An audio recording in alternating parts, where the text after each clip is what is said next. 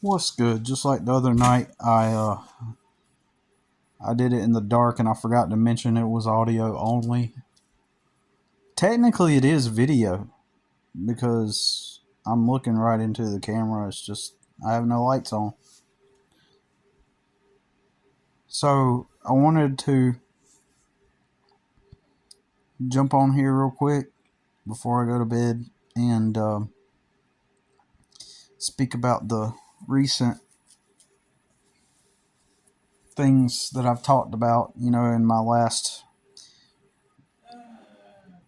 ramblings video, my ramblings series. I'm talking about personal things in my life and stuff. And so, uh, while my videos may not be informative or provide value, or maybe they do in some way to the right people, um, they're just mostly me just pretty much video journaling and talking about my thoughts on things and ramblings on that center around those things and those circumstances. Predominantly is what I do on this channel. It's what it is what has organically unfolded on this channel, and so currently we'll jump into it. My sister, and this is just facts. This is just facts. Um, she struggled with poverty all of her life. She has 3 kids. I have 4 sisters. This is just one of them. She's been in poverty. At one point, she got really angry at me because years ago, I was crashing on my mom's couch. And I'd lived out of my truck for so many years, it started to take a toll on me mentally or in some way. And I finally sucked it up and went to sleep where my mom and my sister lived, and I didn't give a shit because when I'll go into that in another video, but I just didn't care. I didn't eat their food. I didn't even shower at the trailer. Well, actually, I did a few times, but for the most part, I just crashed on the couch. But this was after years of living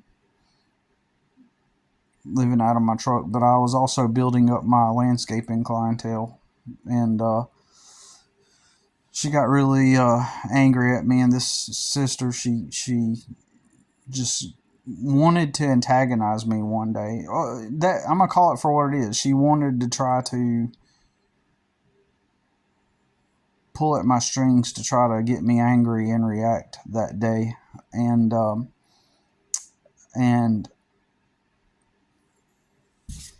she proceeded to call me lazy, and all I do is just sit around and drink coffee, which is not true at all.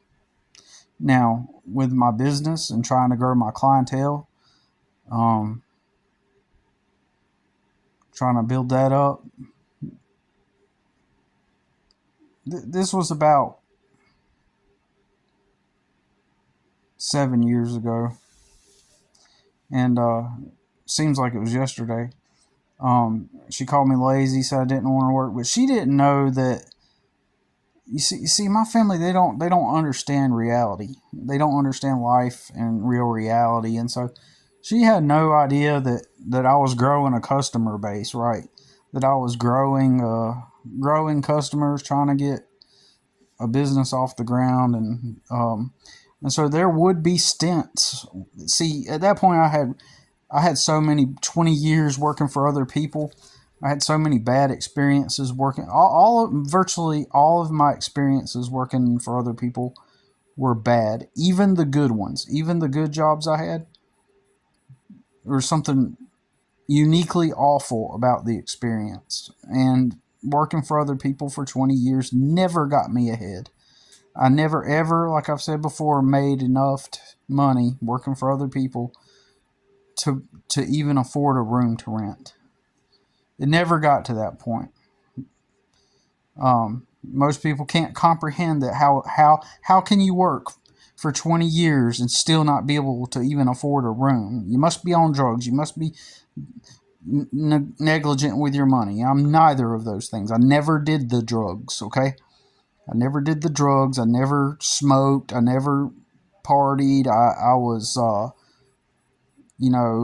by all mainstream measures, a social outcast. So I did not conform and do all the drugs like everybody else. I was smart with my money.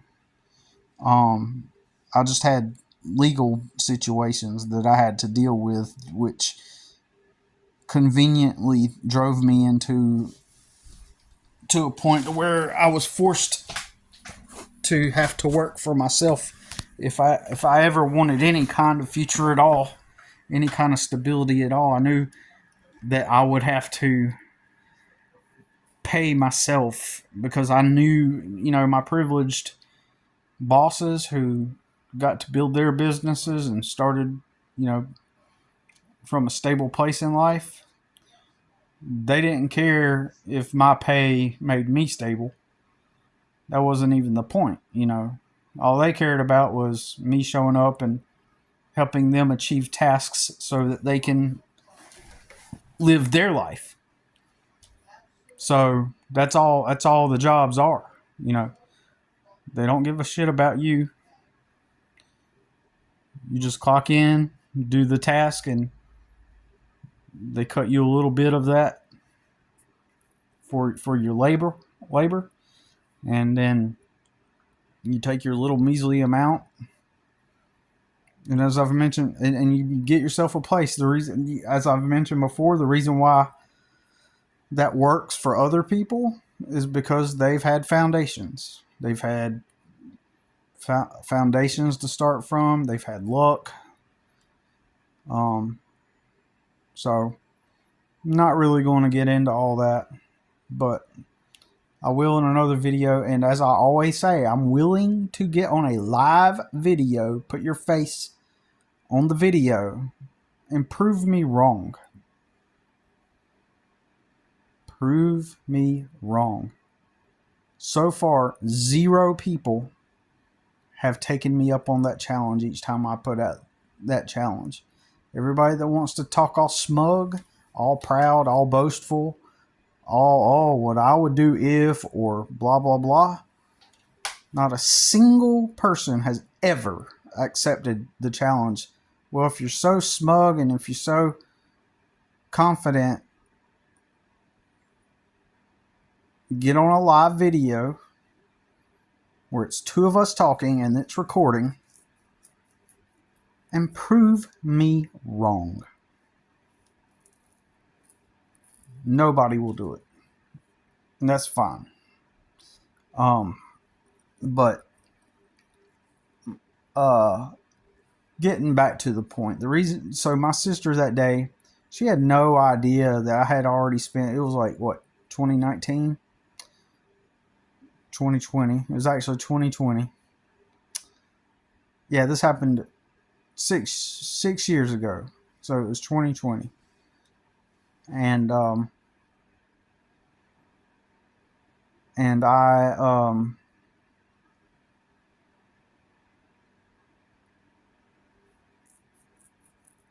let's see, if it was 2020 and I started in 2015, so I had technically 16 been at it for 4 years at that point, trying to build my client list up. And I'd done big landscaping jobs at that point. I'd done small landscaping jobs at that point. I had already, for a year, I had a moving company. In my moving company, I had to hire people to help me and oversee moving people's homes. There was a couple of doctors, I helped them move from their house and into a new house they got built. Husband and wife, they were both doctors. I moved a lady that worked for like Daimler, like the trucking company. I think it was Daimler. It was a major trucking company. She created, like from scratch, their entire logistics system. Right, systems for their how she created systems and optimized systems for how they operate all of their trucks. Right, pretty smart lady. Kind of weird. She was a kind of a weird lady. I'm not sure if it was Daimler, but the people that I was friends with, which is how I met her, they at one point were high up in Daimler. Um, those same people. Just a side note, he's probably dead by now. They moved, and this is going to sound really crazy, but he had President Bush's contact information, personal cell phone number, because he was kind of friends with George Bush, and he was never in the military, but at one point he was a prison warden, and at some point he was under contract with the United States to do like espionage type of work. It's a wild story. It's crazy. Um, and they traveled all over the world, and they'd create like these shell companies and stuff. In other words, like if you wanted to spy on a country, like you don't just go in there and like sneak around. The way you do it is you go into the country and you start a business. And they were over there in the Middle East. This is back in the, I guess, during the early 90s or late 80s or something. And start a company over there. And at one point, let me say it. You start a company over there, and then and the whole purpose of the company, even though it's actually running as a company, the whole purpose over there is for espionage. And so his wife, at one point, they worked for the was it Daimler? It was some kind of oil. It was some kind of company, right? They were high up in the company, and since he had that contract with the government, at any moment he could randomly be called to leave, or maybe that's when they were working for the shell company. Anyways, I I don't know the proper terms for it, but everything I'm saying is legit. Even my sister went to their house once, and she seen the pictures of them with George Bush and stuff like that. And anyways, that's a little side note. I thought it was so strange that I was connected to somebody that kind of, they had so many amazing stories, and they had a huge house, and I would go over there and spend the night and everything with them at times when I was homeless, living out of my truck. Um, it was kind of like having grandparents, and because they were older, and I'd go out to breakfast with them, and anyways, but eventually, he got sick, and they moved and sold their house, and that was around after 2020, because I got custody of my son, and then I kind of just drifted away and lost touch with those people. And when I went to go take my son to meet them, like a year later, they had already moved, and they never let me know anything. And anyways, that's getting way off topic. My bad. So so the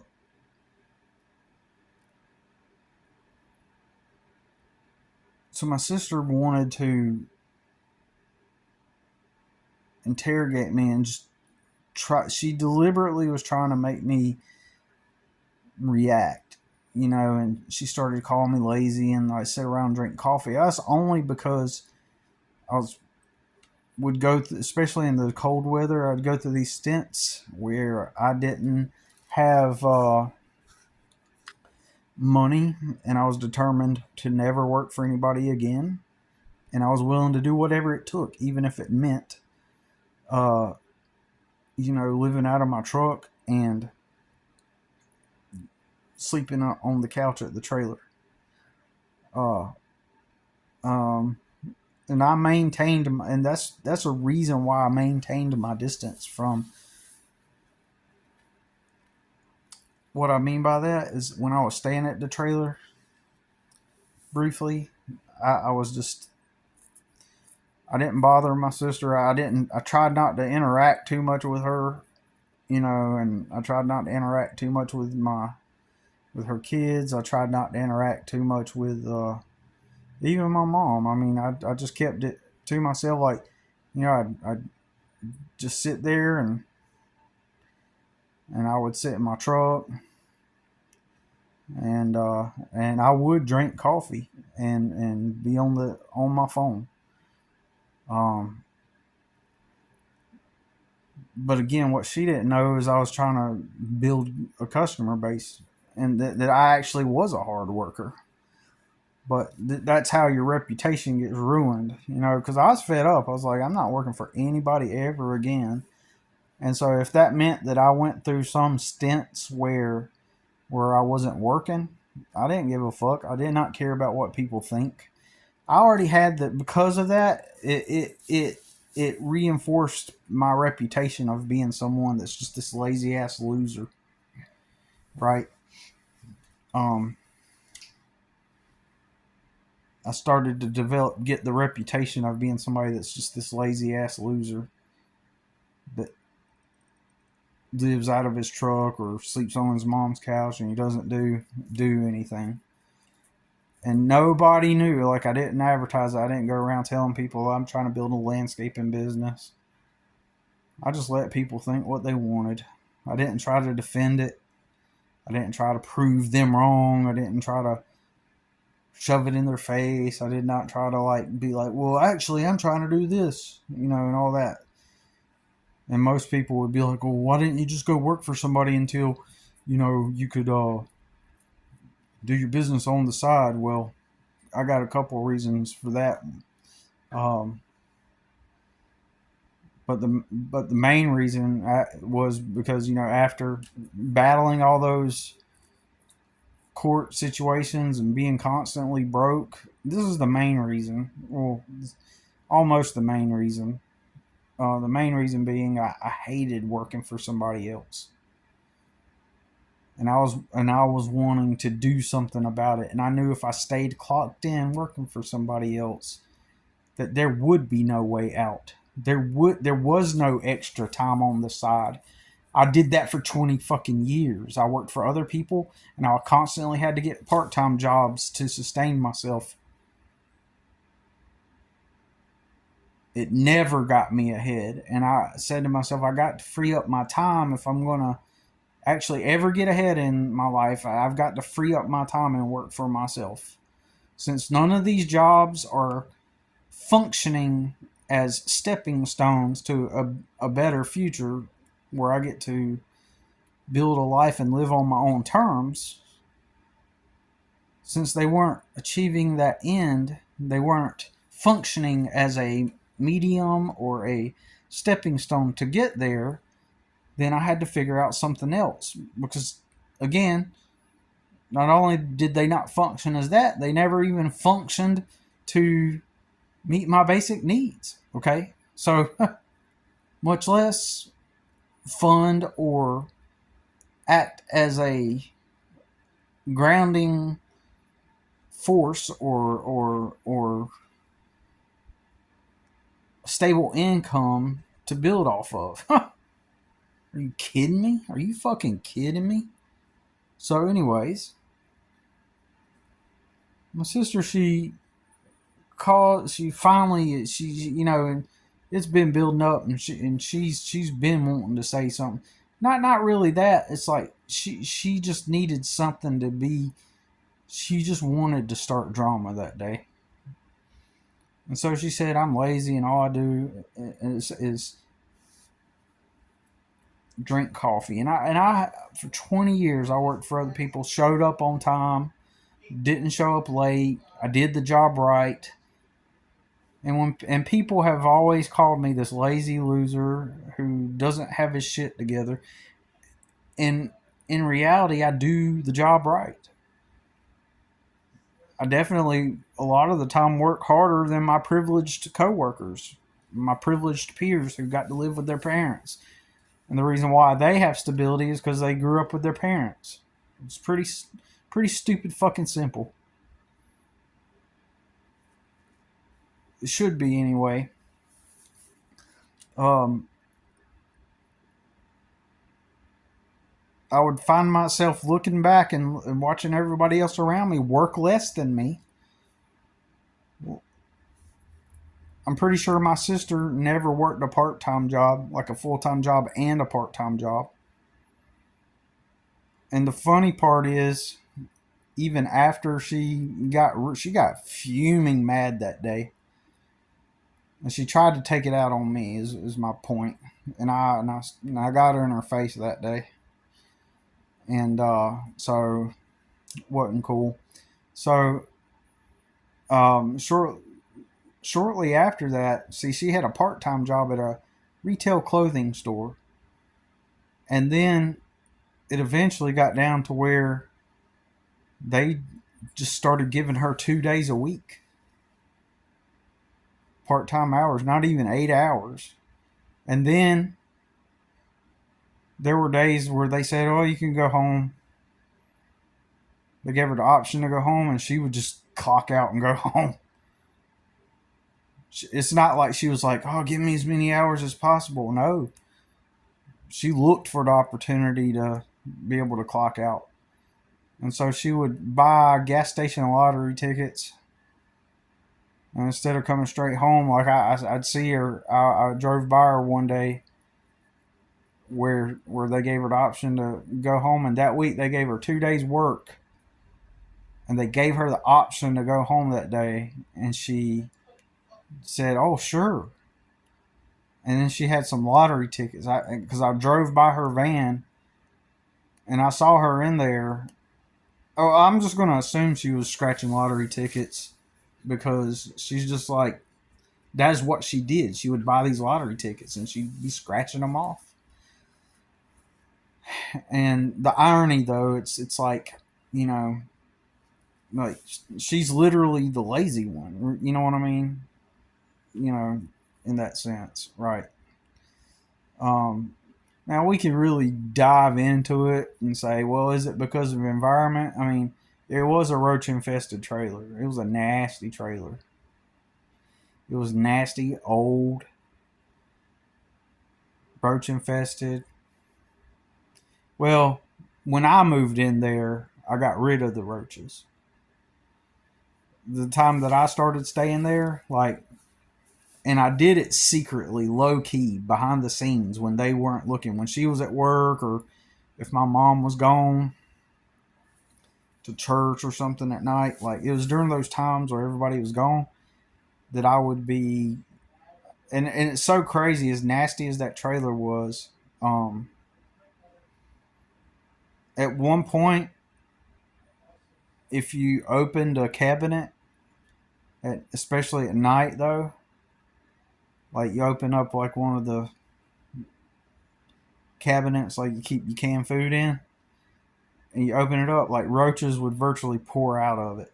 It was really nasty. And so when I started sleeping on that couch, um, when I finally, because I had parked my truck outside for quite a while, out in the front yard, uh, and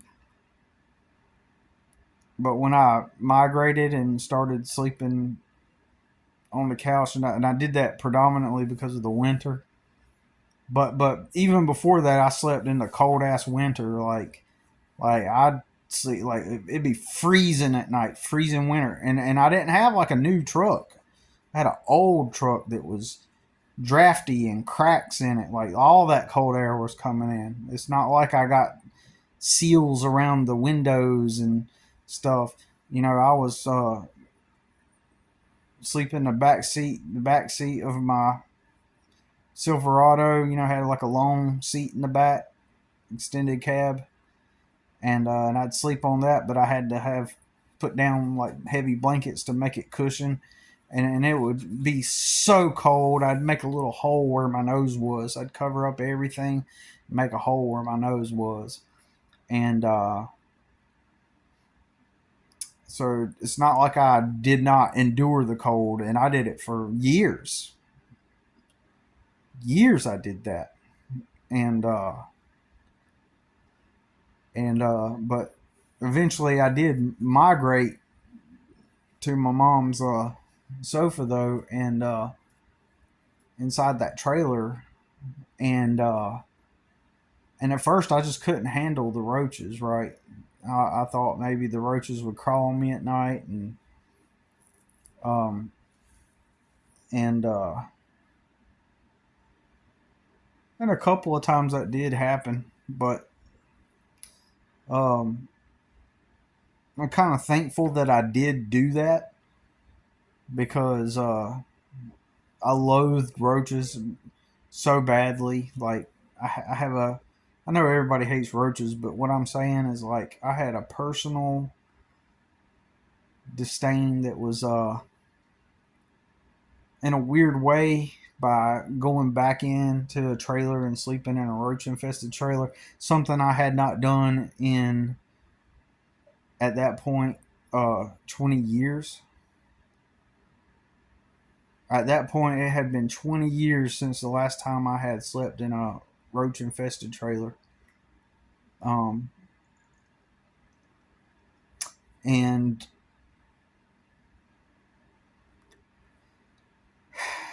I think by having the experience again, it was like a new version of myself was experiencing it. And in a way, it was kind of like helped me to overcome some certain psychological issues I had from growing up in a roach infested trailer, if that makes sense. Just helped me overcome some mental things, so that was good. But um,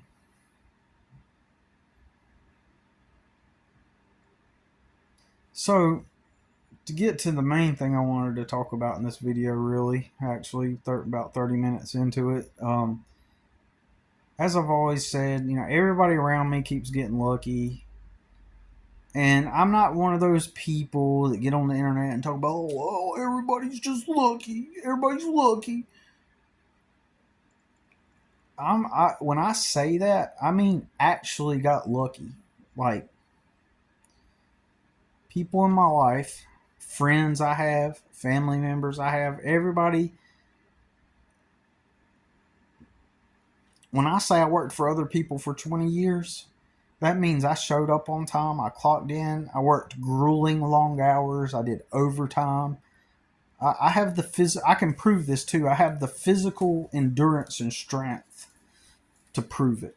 My body is now conditioned for hard, long stints of manual labor, right?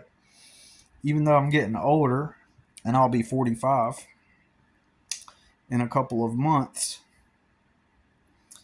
um,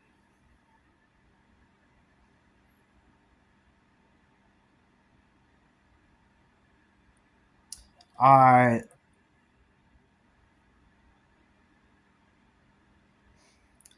yeah, even though I'm older, and I'll be 45 in a couple months, um,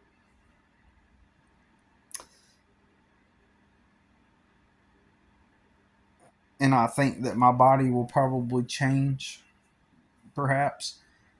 Um, I still have the physical endurance and strength that proves that I worked for many years. Like when I had my moving business, like I was like 35 maybe. Hold on. maybe 37. I don't remember. Um,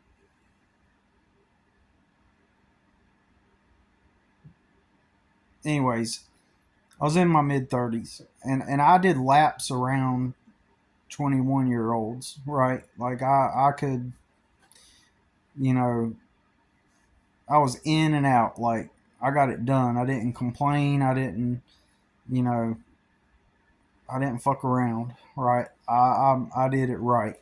I do I do my work right, even if I hate the work. Like I show up on time. I do. Anyways, I'm repeating myself at this point.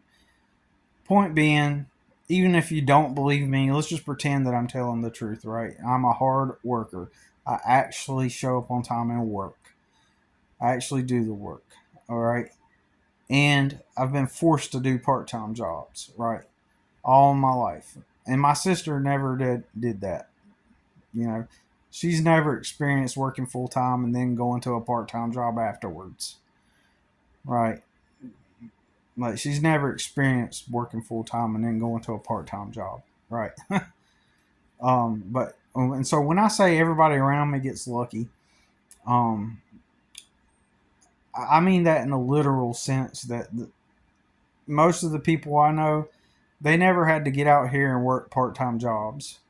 They never had to work full time jobs. Like, okay, so the idea is like, especially if you grow up poor, is oh well, you know, you go out there and work a job and work hard and put in your 40 hours, and then you know work part time too if you gotta. Just work real hard and get yourself into a better place in life. Look around, look at all the people how they grew up, and look now they're in a better place in life. Yeah, it sounds right, doesn't it? Sounds right. But what actually happens when all the people I know that were in that position, they all got lucky. In other words, they never did work a full time job and then a part time job.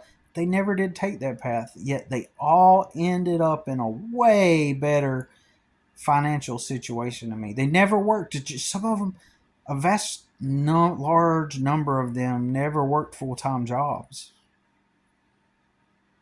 They never have been homeless. Yet now they're in a better position. They never had to like work full time, then part time. Then now they got more money than I do. They've got more stable environments to live in. Money wise, they're not going to struggle. They're not going to be homeless. They're not going to wonder if they're going to eat or not. They got it made, and they did not work hard to get there. They did not work to get there. It just happened to them. They you know, met somebody and married the right person that had the right money, or they've been on government assistance for whatever reason, or when they fall in a hard time because of whatever reason, they can always get help. If they fall in hard times, like I mentioned in another video, one of my sisters has a disabled son, and when her van broke down and she didn't have transportation, somebody donated a van to her. Not only just a van, but a wheelchair van specifically made for, with a ramp where, she could put down the ramp and then, you know, and all that stuff. And so she's never been homeless. She's never been without. Now she works. That sister does work. She works, and in fact, she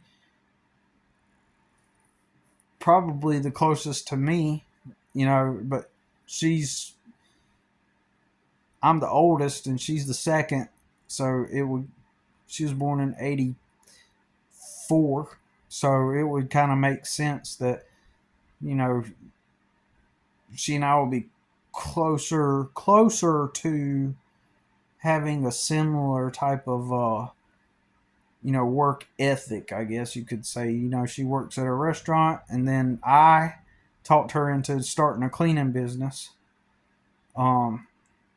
And she's got multiple clients and stuff, and that she does now.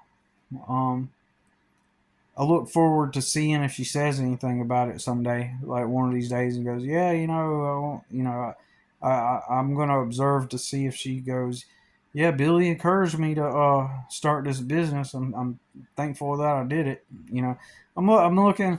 I don't seek acknowledgement, but I'm looking to see if she ends up brushing me off, right, or pretending like some other. I know other people that started businesses too, and when they did, they just kind of like ignored me after the fact, and they did, and I was the one that encouraged them to start the business, and then they just kind of like kind of placed me to the side, like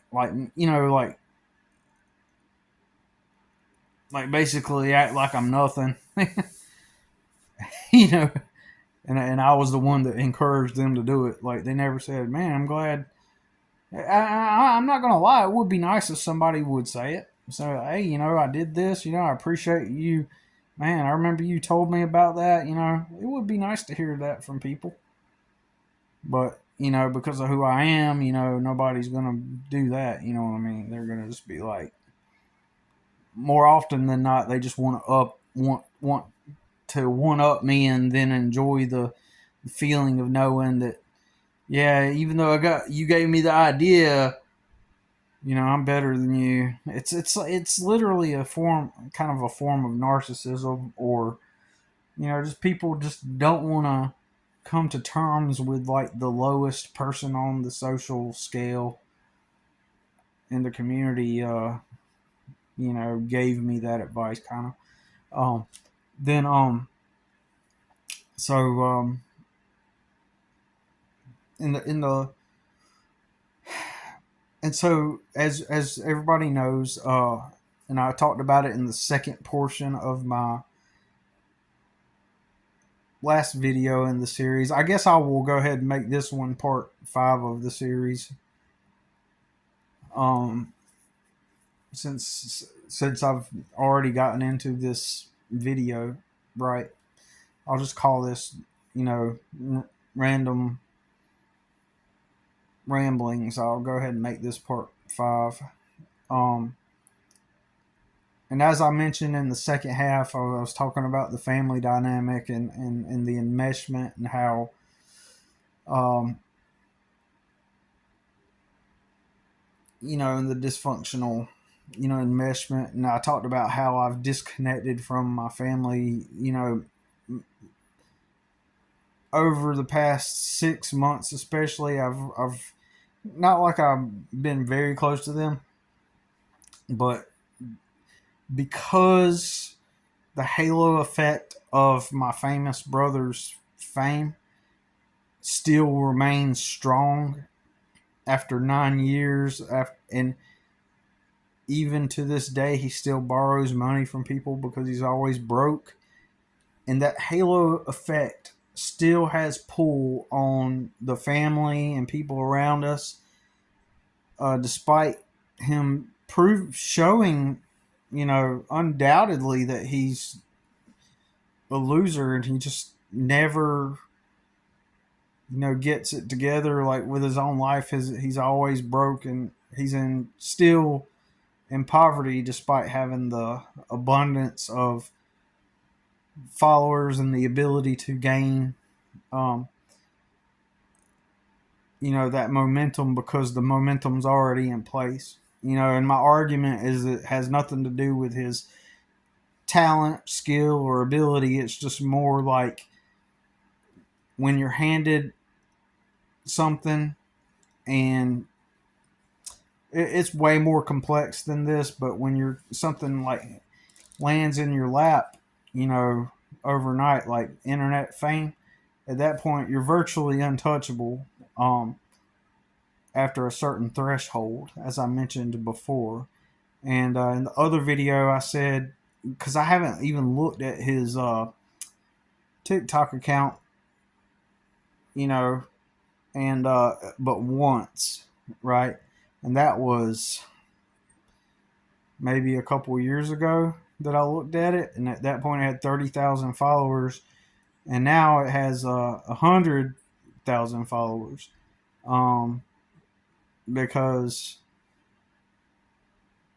if you just hop on there every day and get on a live, and you already have the following. This is my point. It's not like skill or talent. It's just the halo effect of already having a following, and he has 1.2 million followers on Facebook. So even that did not come to him through his own talents.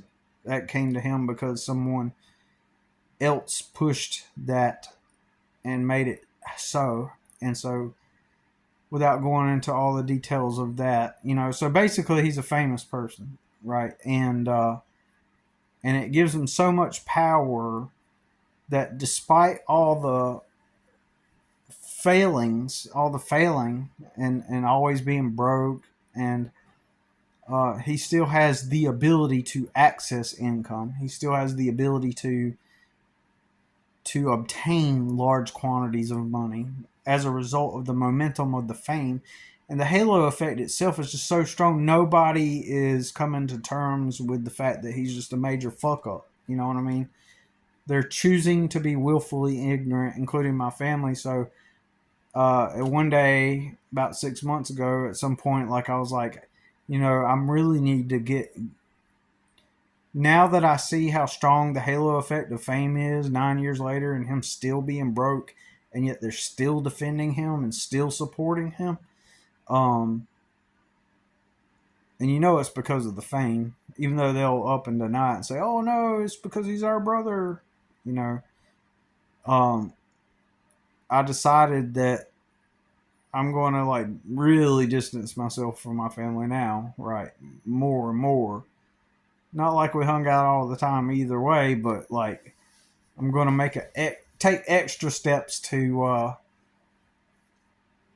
remain, less and less engaged with them. Kind of like I'm proactively pushing them away now. You know what I mean? Like, um, and like for example, my sister had a birthday party for her son. In previous years, I would go. I've been a couple times, but when I was invited, and this year I decided not to. Uh, I previously have been invited to one of my sister's Thanksgiving things that she does with her church, and I would go. Did not go last year. They would have like a Christmas get together thing, and I would go to that and do like the Secret Santa thing. And so, wait, no, I don't. It wasn't her, but anyways, Christmas party. Invited to that. I did not go. I decided to, really cut, distance myself even further because, I kind of remained loosely connected, and I decided to become more and more unattached from things. You know, so yeah. I'm deliberately distancing myself because if they are willing to support my brother and be enmeshed and attached, at this point it's like I'm going to distance myself more and more. I've even looked at moving 8 hours away. You know, uh, I'm more than willing to move for the right circumstance, as long as I know that I'm going to be able to, you know, get. As long as I know that I'm going to be able to um, survive. Um, I'm and not, I'm willing to move, but if it makes more practical sense to stay in my area, due to the connections that I do have, like my customers and the social network I have built, um, I'm just going to do what's practical. But anyways, as I was saying, people get lucky, right? Like, so I have a famous brother that just goes viral overnight 9 years ago, right? Just goes viral in 24 hours, has a million views on one video. It just took off. people immediately attributed it to his skill, talent, some kind of angle he must have pulled. When in reality, it was all just randomness. The video randomly went viral. So, because of that, the opportunity landed in his lap to just virtually a money making machine just landed in his lap overnight, right? And so that's luck, okay? That's not skill, that's not talent. And just because he's morbidly obese and um, you know, and anybody that's morbidly obese by default just stands out, right? It did not take talent to stand out by being morbidly obese, right? It did not take skill. It did not take any kind of special angle, tactic, or technique. It's just overweight, extremely overweight people always stand out. So now you take an extremely overweight person that does something pretty stupid on camera, like, I don't know, like act silly, which is not any major skill. You take an overweight person that you know that you know an, you know someone that really stands out, and they just make like a silly face, right? That's all it would take to get attention, right? So that's why it's really not that hard for him to get views. And arguably, a lot, if not most of the people that would follow something like that, they're just doing it to feel better about themselves more than anything. Basically, just to try to word it the best I can. For someone like that, morbidly obese, just to do, like, for example, say you're morbidly obese and you ride shirtless on a motorcycle, right? And you're morbidly obese. Of course that's going to garner attention. There's nothing smart about that or intelligent. It's just naturally going to draw in attention, right? If you're morbidly obese and you try to sit in a car, like get inside of a small car, that doesn't take talent. That's just so abnormal that it stands out. So it's really virtually effortless on their part, and it's just naturally people are going to gravitate toward that to make fun of it, to laugh at it, and you know my main point is virtually no talent, right? No real skill going on there, and I'm trying to drill that in, and so that person has a substantial, significant following, and he can never fail, like virtually, like as long as he just keeps doing that, like the money's going to keep rolling in, even though he's still broke all the time. Um, you know, he's crossed the threshold where he's untouchable now, right? Like he can get away with so much, which is also why he's been so emboldened, because people in general, I've realized are too scared. Like if they're done wrong, they don't want to cause trouble. They don't want to, fan any flames. And if they're done wrong, they just try to like ignore it and move on. And so this emboldens and enables the aggressor, the energy vampire, right? And so that's luck is my main point, and I have one sister who has over 800,000 followers on TikTok. And you cannot tell me that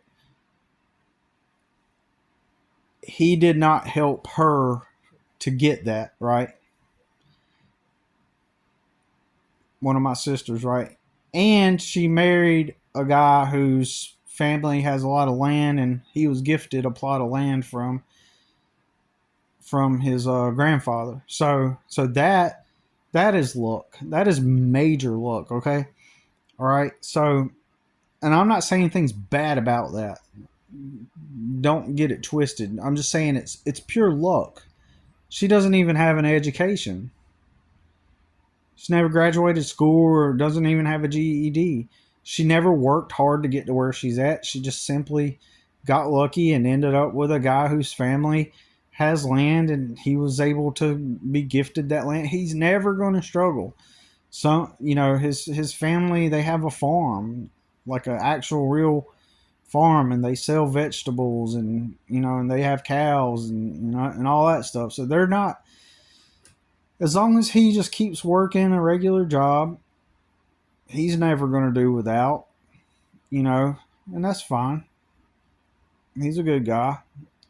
But my point is all of that is luck. And so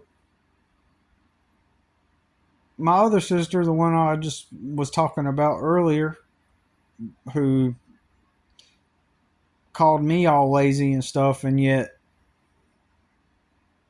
won't try to find like another job and get paid, kind of just works a couple days a week, doesn't try to get a job with more hours, right? Calling me lazy, but she's taking off of work early when she needs the money and buying lottery tickets, right?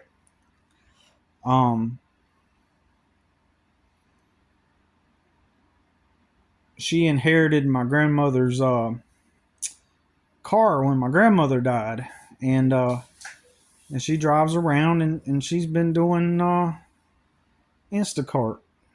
You know, not to my knowledge, she hasn't worked anywhere, and she just does Instacart, right? And she was unable to make enough money to afford her rent, so she had to move out of her house. And then so my brother finally got him an apartment, and so then he started. He said that my sister can now. I think I mentioned before he trauma bonds her. He's done things to trauma bond her and induce Stockholm syndrome, which is basically where you overlook all the abuse that your abuser is doing to you and defend them. And but because my brother has access to all these people through his millions of followers and millions of viewers, so he's got 1.2 million followers and 100,000 followers on TikTok. Well, that means hundreds of thousands of people are seeing him on TikTok, and millions of people are seeing him on Facebook. So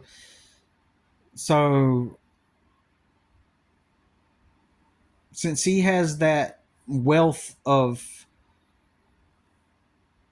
connections, right, to people, he has an endless stream of energy coming towards him, and which means that he has leverage and access to money, and so that overshadows all the abuse, especially to someone as vulnerable as my sister, right? And it's also the reason why everybody else continues to enable, embolden, and make excuses for him, because they want to be able to say they know him and as well as leverage off of him. They want to be able to and so my sister moves in, the same one that called me lazy and been doing Instacart all these years. She is now, my brother let her, he was sick one day, let her go on his TikTok and do a live on there. Well, she ended up making $1,000 just by going on there and battling people. I think it was $2,000 if I'm not mistaken. No, yeah, it was $1,500 if I remember correctly, 1,500. And so when my brother got paid off of that time that she did it, um, he gave her the money. And most people be like, "Well, that sounds like a brother taking care of his family." But now he has leverage over her, and he will use it. He's got the power. He's in the control. You know. Anyway, so um, and it's because of him that she got that money. Well, now she's got to the point to where a few weeks back on her own profile, not his, she went on there and started battling people doing TikTok and made a couple $1,000s on her own from her own profile because it's obvious why. And I'm assuming nobody will admit this. I talked to my mom about this, and my mom agrees with me actually that the only reason why my sister was able to do that is because she's associated with my brother and people recognize her from that. And so she's able to go on TikTok and do the lives and get paid a couple $1,000s, and she's making good money right now. And she didn't even work hard to get there. She got lucky. Someone who objectively does not show any kind of work ethic. You know, when she's working at the retail store, she'll take 2 days. If they give her 2 days that week, she's not going to go look for another job. And if during that week, on one of those 2 days, they tell her, well, hey, you have the option of going home early. And she's like, okay, well, I need the money, but hell yeah, I'll go ahead and get off early. And I'll stop at the store on the way and buy some lottery tickets and scratch them. Maybe I'll win the lottery. It's poverty. It's mental illness as a result of poverty. I mean, I'll give it that. But my point is like, how much luck can you get? Now, my brother, he knew that before he went viral and everything, um, he knew that I wanted to leverage the internet to make money at one point years ago. And my brother started acting like he was the gatekeeper of the internet. I'm just going to say it like this. He started acting like he's like the gatekeeper of the internet. When the opportunity fell in his lap, let's say that let's assume and pretend like you have a decent family, right? And one of your siblings goes viral, right? The logical thing they're going to do is say, hey, you're my family. Do you want to do anything online? Let me help you out. Let me help you get to where I'm at. Why don't you build a profile and let me get you some views and so that you can start having the opportunity like me. He never once offered that to me, right? I never asked, but I know that was deliberate. He wanted to use his fame, just that mere fact, the process of omission, if that makes sense. Just the fact that it was never even mentioned or offered, him knowing all those years I wanted to quit my job and not have to work for other people. Instead, he low-key kind of attempted to hold it over my head. I'm famous now. I got views. I did it. I figured it out. That was the message. It was subtle and indirect, but that was the message he was trying to convey to me. And he did it literally, but it was all indirect. Like one time he got on the toilet in the trailer, and he was like, I make money he's taking a shit in the roach infested trailer. And he's like, I make money online. Oh my God. Like as if he was pretending like he was in awe of the fact that he makes money online now. He was like, I make money online. I make money. And he kept repeating it over and over again. I make money online. You know, he was acting like he was just so happy that he had to express it verbally. I make money online. But what he was really doing, if you read between the lines, he was just low key attempting to like remind me that he makes money online. Anyways, about a year and a half ago, I challenged this same brother to a fight, and he backed down. At first, he said accepted, and then he pussied out, of course. And he's like, "Oh, I'm not, my own brother wants to fight me, but I'm not going to fight him." And the thing is, for years, he had been going around telling people how weak I was. And then when he went viral, he he is when he mainly did it. He would imply it, and he would try to, you know, treat me like I'm like some kind of secondary henchman, um, and like part of his tribe, part of his clan. Like I'm just another bumblebutt, just idiot that just kind of like within his sphere, part of the gang, part of the crew, uh, one of his underlings. Like he tried to reverse roles. I'm the oldest. He's the youngest brother. I'm the oldest, and he's always being morbidly obese. He's always been jealous of everybody. And so now it's almost like he felt it was his turn to have control in the power dynamic, right?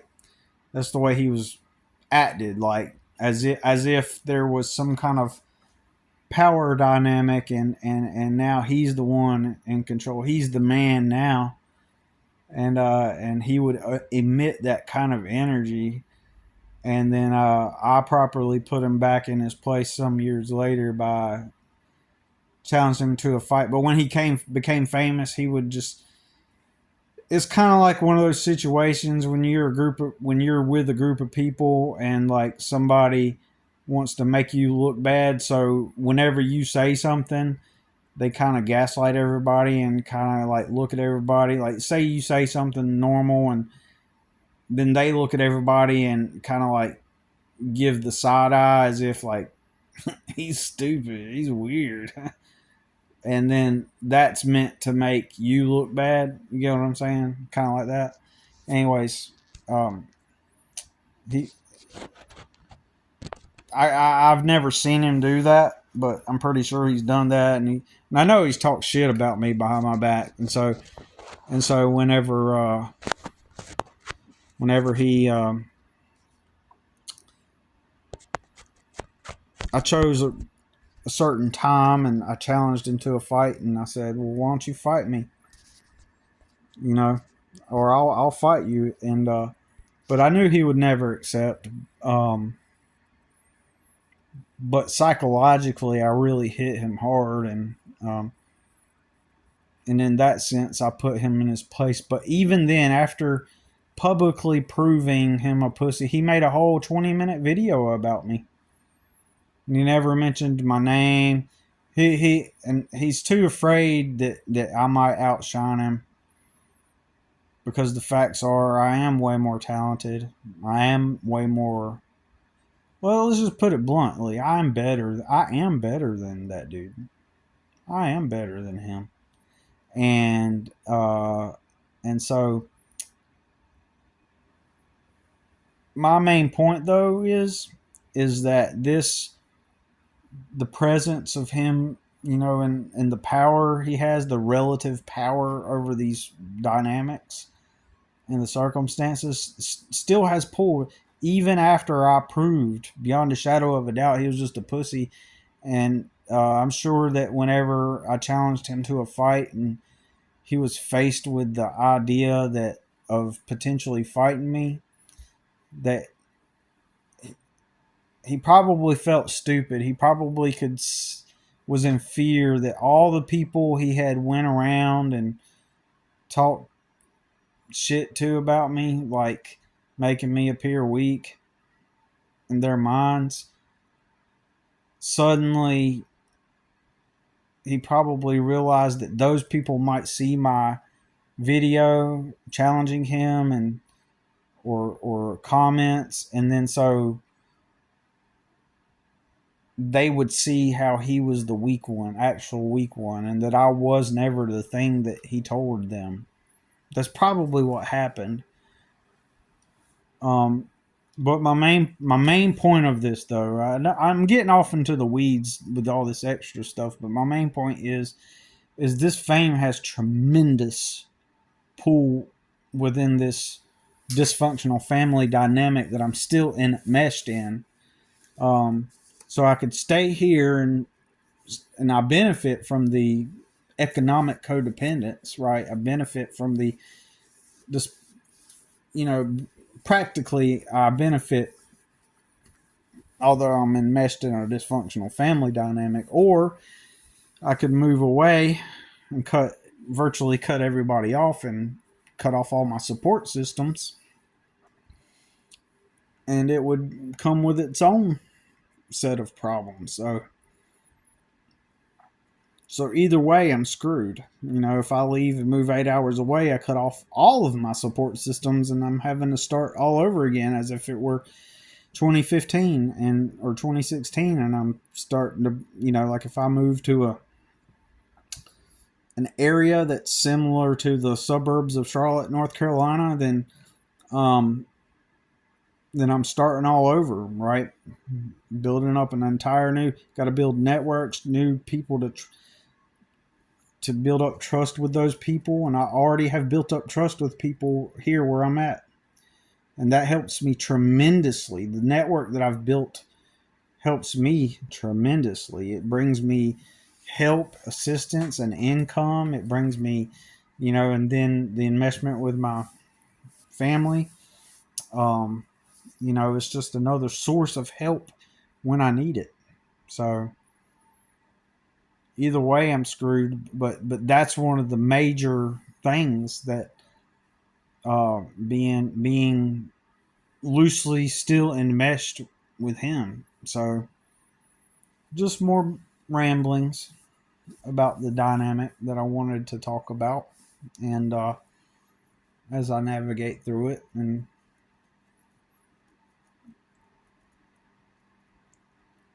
that's about it. So we'll talk to you in the next one.